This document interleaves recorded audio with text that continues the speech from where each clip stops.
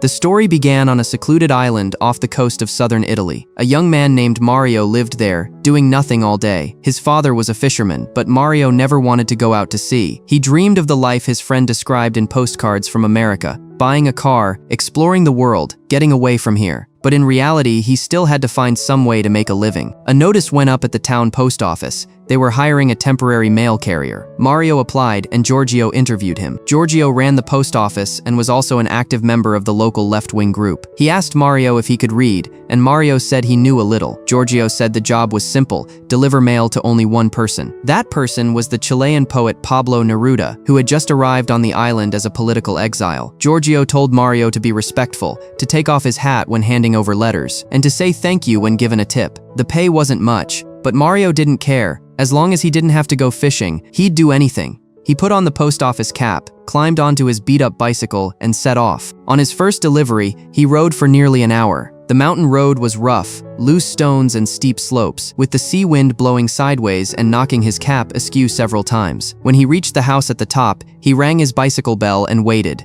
The door opened. Neruda stood there in a shirt, barefoot, a pen still in his hand, as if he'd been interrupted in the middle of writing. Mario took off his cap and handed over the letters. Neruda accepted them, glanced down, then signed a receipt. He turned to the table, picked up a few coins, and pressed them into Mario's hand with a quiet thank you. Mario clutched the coins, opened his mouth, and managed to repeat the words of thanks Giorgio had taught him. Neruda nodded and closed the door. Mario pedaled back, his head full of what he'd just seen. That man looked utterly ordinary, yet the whole world seemed to send him letters. There were several bundles of mail, all heavy, with return addresses from different countries, some Mario had never even heard of. Back at the post office, he told Giorgio all about it. Giorgio said, "He's a poet. His words move millions of people. Of course you wouldn't understand." Mario didn't argue, but inside he felt a twinge of defiance. He thought, what's so great about poetry? I could write that too. On his second visit, Mario pushed open the gate and caught a glimpse through the window. Neruda and his wife were embracing in the living room, standing very close. Mario immediately backed out and rang the bell again. It took a while for the door to open, and Neruda looked a bit unsettled. Mario didn't look inside. He handed over the mail and casually asked if he could bring anything back from town. Neruda shook his head and said no.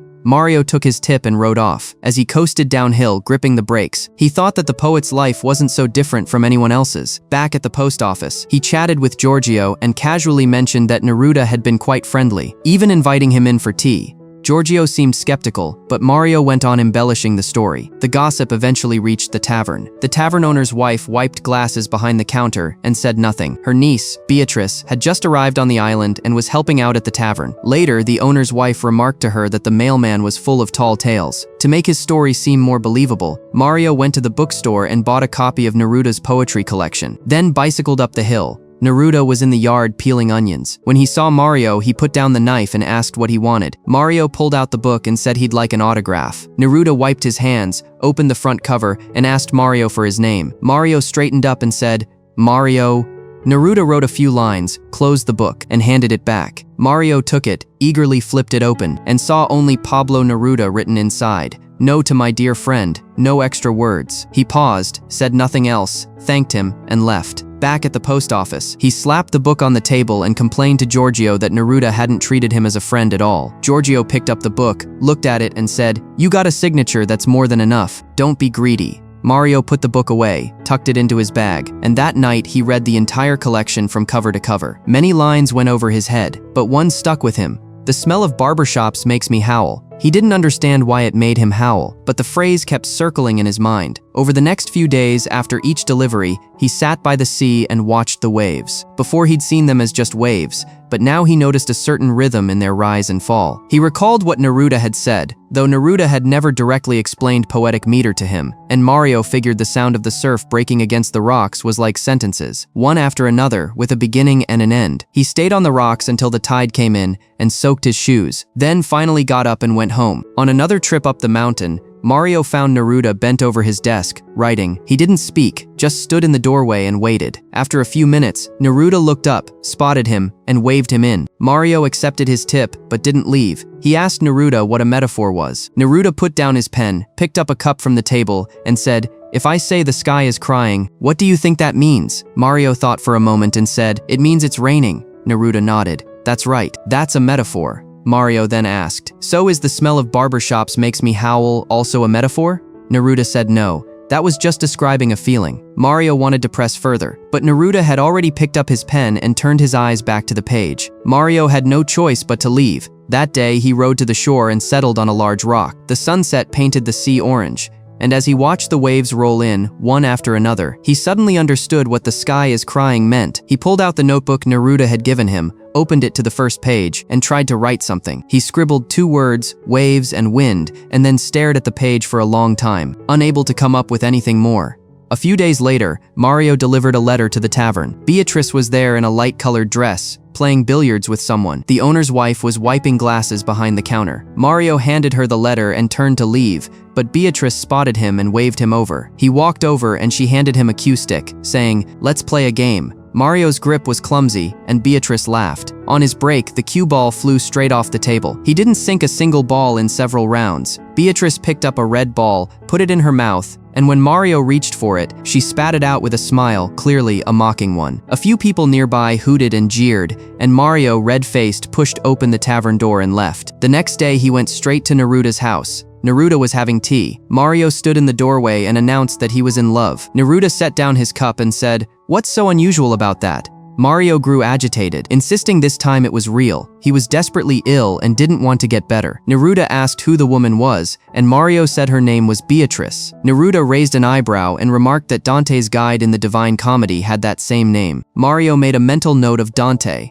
Neruda asked what she looked like, and Mario gave a rambling description. Long hair, big eyes, a light laugh, but couldn't seem to get to anything specific. Neruda listened and said, "It sounds like you really are a lost cause." Seizing the moment, Mario begged Neruda to write a poem for Beatrice. Neruda flatly refused, saying he couldn't write poetry on commission. Mario followed him as he walked away, and Neruda turned and asked, "Don't you have anything you want to say for yourself?" Mario froze, then pulled from his pocket the billiard ball Beatrice had held in her mouth. Neruda took it, examined it, handed it back, patted him on the shoulder, and said nothing more. That night, Mario sat alone on duty at the post office. Moonlight streamed through the window and fell on the little round ball in his palm, gleaming like a tiny moon. He picked up a pen and drew a circle on a piece of paper, then stared at that circle the whole night. His mind was full of Beatrice's face, but it seemed more like a shadow than a clear image. The next day, he went back to the tavern. Beatrice was wiping glasses behind the counter. He stood at the bar, stammered out a line from one of Neruda's poems, but the tavern was too noisy. Beatrice didn't catch it. She tilted her head and asked what he'd said. Mario waved his hand and left.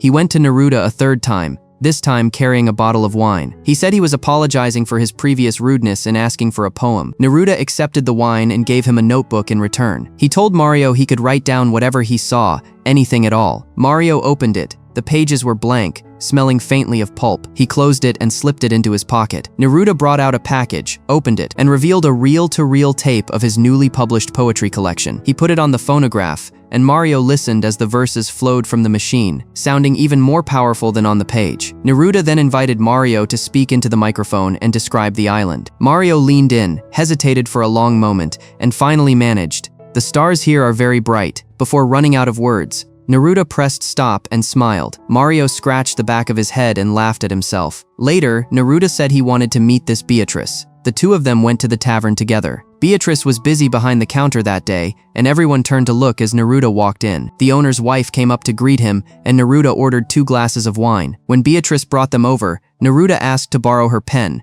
then opened Mario's notebook, wrote a line, and slid it across to Mario. Mario looked down and read, "To my good friend and comrade, Mario Pablo Neruda."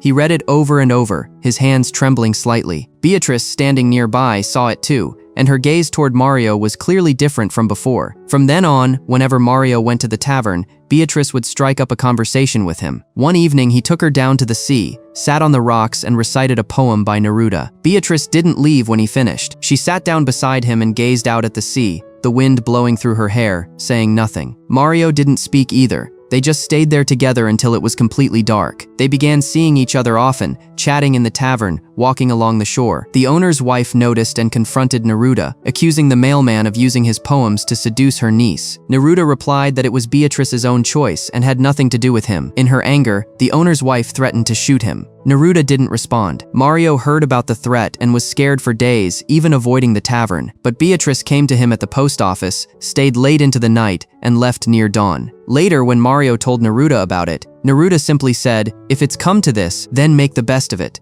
The wedding took place at the tavern. A good number of islanders came. Mario's father sat in front, uncharacteristically talkative, saying how stubborn Mario had always been and how his late wife would have been proud. The owner's wife listened from the side and wiped the corner of her eye with her apron. Giorgio arrived with a telegram in his hand and walked over to Neruda. Neruda opened it, scanned it quickly, and stood up to announce that his exile had been lifted. He could return to Chile. The tavern fell silent for a few seconds. Then applause and cheers broke out. Neruda raised his glass, made a short speech, and recited a final line of poetry as a wedding gift to Mario. On the day before Neruda's departure, Mario made his last trip up the mountain to deliver the mail. The house was nearly packed up. Books were in cardboard boxes, and only the phonograph and the tape remained on the table. Neruda reached for his wallet to give Mario a tip, but Mario waved it off. Neruda insisted, but Mario said, "What you've taught me over the past year is worth far more than money." Neruda put the money back, patted him on the shoulder. In the yard, the fig tree still held one overlooked fruit.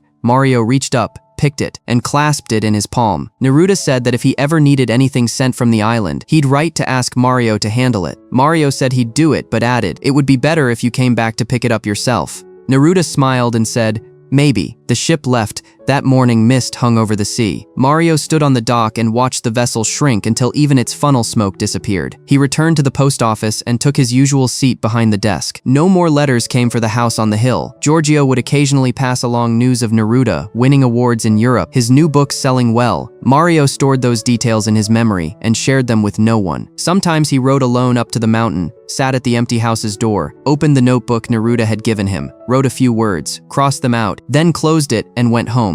Election season came around again. Water tankers arrived one after another, and the politicians on board shouted through megaphones about building a new water supply, promising to deliver this time.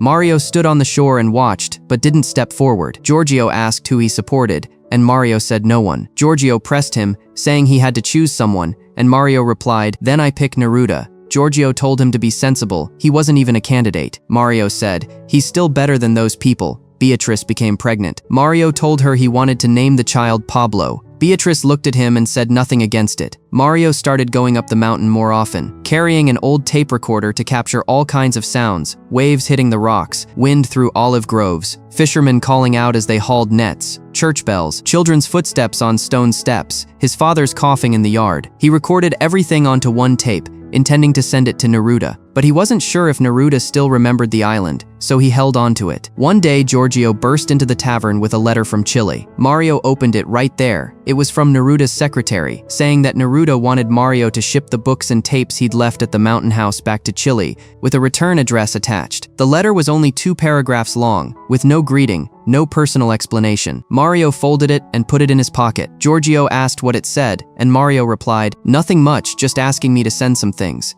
That afternoon, he rode up the hill, pushed open the creaky wooden door, and found a layer of dust inside. He carried out the boxes of books. The phonograph was still on the table. He turned it on, and out came the recording of wind and his own voice from years ago, saying, "The stars here are very bright."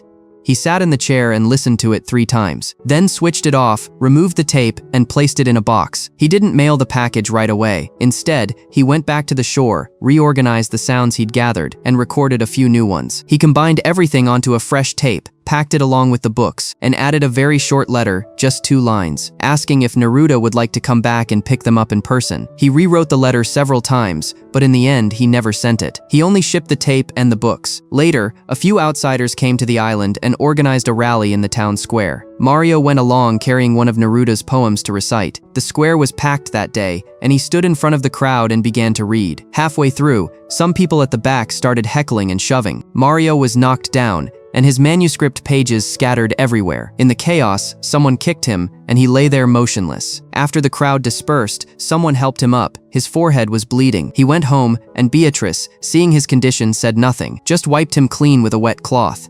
That night, he developed a high fever that lasted for days. Beatrice later told Mario that their child was born while he was still in the hospital. He only knew it was a boy, and he murmured a quiet acknowledgement with his eyes closed. 5 years later, Neruda returned. He visited the house on the hill first, then walked into the tavern in the evening. Beatrice stood behind the counter, a bit thinner than before. A new photo hung on the wall, Mario in uniform, holding an infant. Neruda asked whose child it was, and Beatrice said, "Mine. His name is Pablo." Neruda crouched down to look at the boy and asked his age. The little boy held up 4 fingers. Beatrice went into the back room and brought out a tape, handing it to Neruda. She said it was Mario's final gift to him. Neruda took it, held it in his palm, but didn't play it right then. That afternoon, Neruda walked down to the sea and sat on the same rock where Mario used to sit. He placed the tape into his portable player, and from it came a collage of sounds, waves, wind, bells, human voices, and then, at the very end, Mario's soft voice saying, "The stars here are very bright," followed by a long pause,